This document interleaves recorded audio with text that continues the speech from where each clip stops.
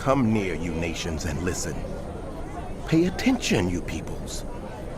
Let the earth hear, and all that is in it, the world, and all that comes out of it. The Lord is angry with all nations.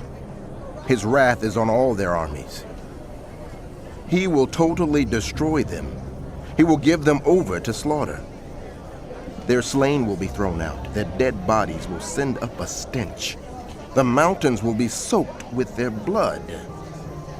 All the stars in the sky will be dissolved, and the heavens rolled up like a scroll.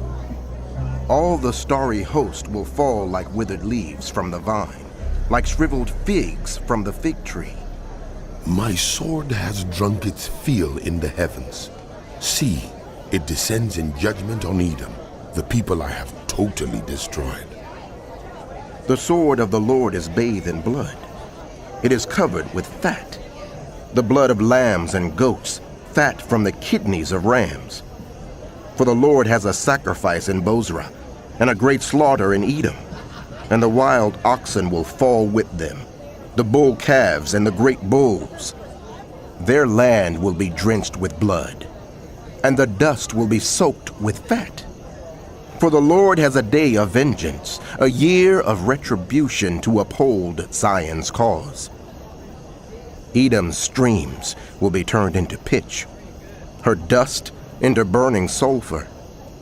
Her land will become blazing pitch. It will not be quenched night or day. Its smoke will rise forever. From generation to generation it will lie desolate. No one will ever pass through it again. The desert owl and screech owl will possess it. The great owl and the raven will nest there. God will stretch out over Edom the measuring line of chaos and the plumb line of desolation.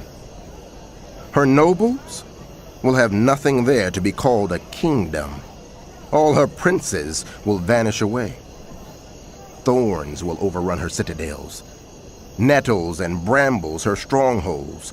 She will become a haunt for jackals, a home for owls.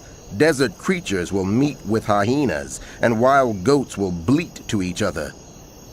There the night creatures will also lie down and find for themselves places of rest. The owl will nest there and lay eggs. She will hatch them and care for her young under the shadow of her wings. There also the falcons will gather, each with its mate. Look in the scroll of the Lord and read. None of these will be missing. Not one will lack her mate.